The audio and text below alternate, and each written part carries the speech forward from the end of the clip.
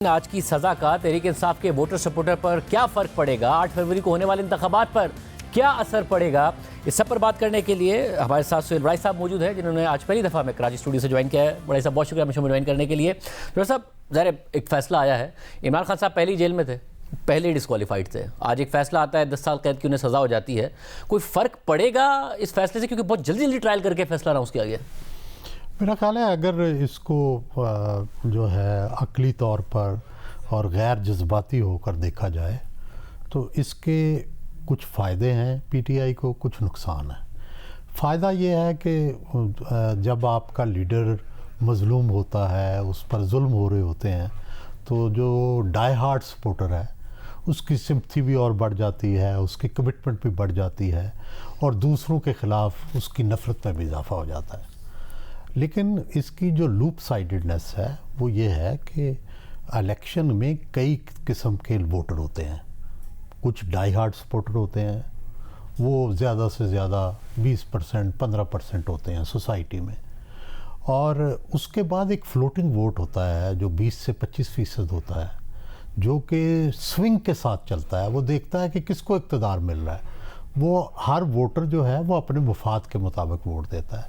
तो जब इस तरह का फ़ैसला आ जाता है तो वो जो स्विंग वोटर है, वो जो फ्लोटिंग वोट है, वो समझता है कि मेरी ये पार्टी तो अब इक़्तिदार में नहीं आ रही।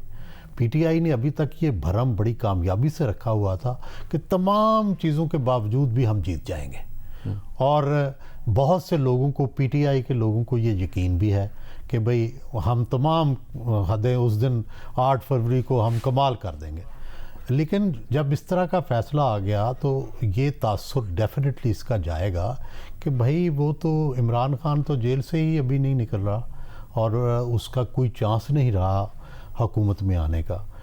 तो इस तासुर से एक मनफी जो है वो फीलिंग डेवलप होगी और जो स्विंग वोट है वो मुखालिफ को चला जाएगा। सब और जो ज़रा सोशल मीडिया पर बहुत अग्रेसिव है पाकिस्तान तहरीक इंसाफ, उनका जो दावा है और अभी से कैंपेन शुरू की है कि एक वाहिद रास्ता इमरान खान साहब को बाहर निकालने का है, 8 फरवरी को आप निकलकर वोट दें। अगर आप वोट देंगे तो फिर ही वो रास्ता निकलेगा जिसमें इमरान खान साहब बाहर आ सकते हैं। आप ख्याल में एक बड़ी तादाद में, जिसका पहले भी आप कह रहे थे कि आज से पहले हुआ तो नहीं है, मगर हो सकता है जिस किस्म की अग्रेसिव कैंपेन है, 10% चांस है इस बात का कि बहुत ज़्यादा टर्न आउट हो जाए, तो आज के फैसले के बाद उसके इम्कानात बढ़े हैं या कम हुए? नहीं, देखें, शहरों के अंदर तो अभी भी इसका इम्कान मौजूद है कि 50 से 60% टर्न आउट हो। अगर इमरान खान को फ़ायदा पहुंचना है या तहरीक इंसाफ को फ़ायदा पहुंचना है तो उसके लिए 50 से 60% टर्न आउट चाहिए। अगर 40 से 50% टर्न आउट हुआ तो इसका मतलब है कि तहरीक इंसाफ नहीं निकली। ये एक नॉर्मल इलेक्शन होगा जिस तरह के माजी के इलेक्शन होते हैं। तो अगर माजी से डिफरेंट करना है तो बड़ी भारी तादाद में निकलना पड़ेगा।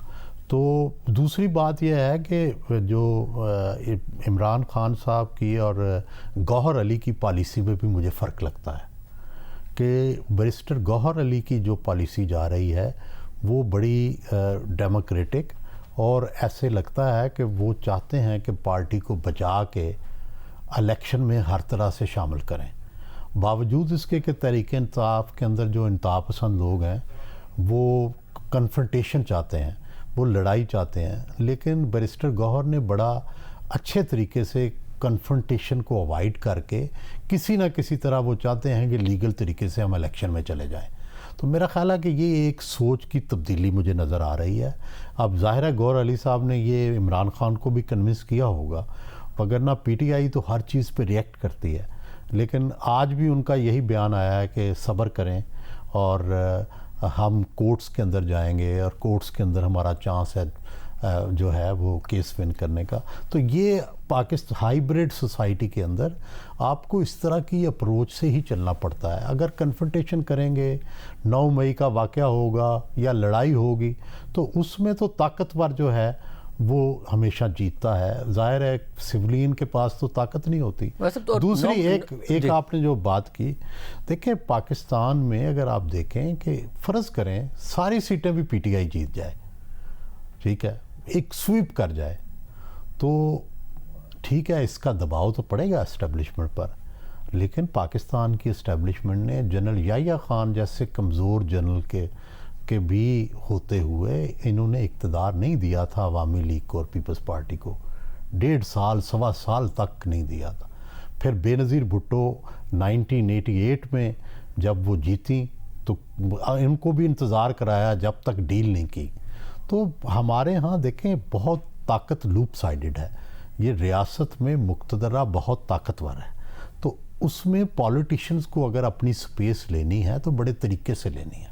साहब, और ज़ाहिर 9 मई के वाक़े से पहले आपकी खुद मुलाकात हुई थी इमरान खान साहब से, आप बताते रहे कि आपने उनसे कहा था कि CBMs करें, ये अग्रेसिव और इल्ज़ाम तराशी की सियासत है, इससे ज़रा एक तरफ आएँ, मगर वो नहीं माने।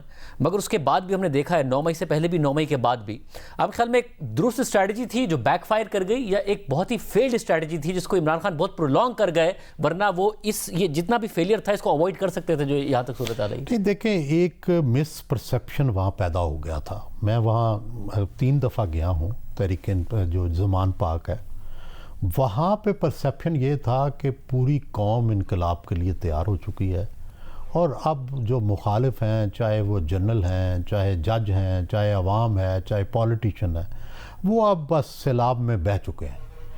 ये जो परसेप्शन सी, आपको पता है अगर परसेप्शन गलत हो तो फैसले भी गलत होते हैं।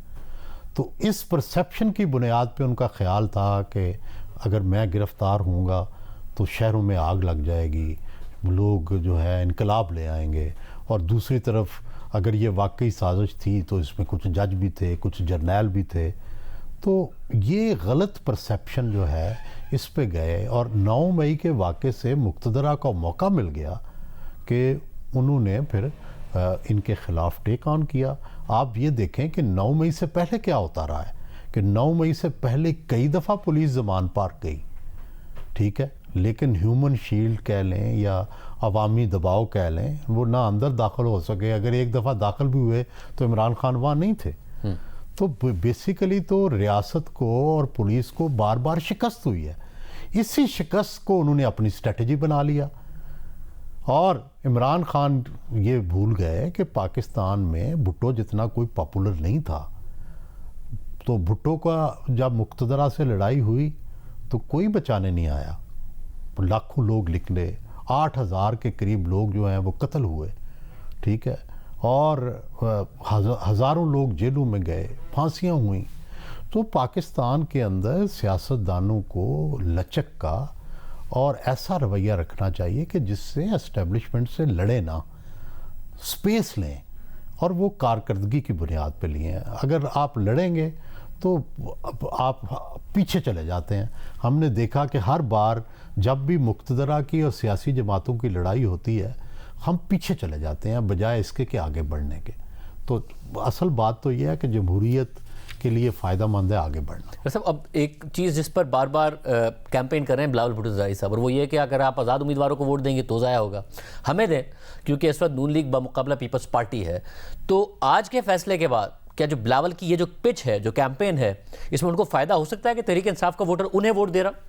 देखें, इस वक्त पंजाब की हद तक तो मैं श्योर हूँ कि सिर्फ एक सेंटेंस पे इलेक्शन हो रहा है, और वो ये है कि PTI के साथ कौन है और एंटी PTI कौन है।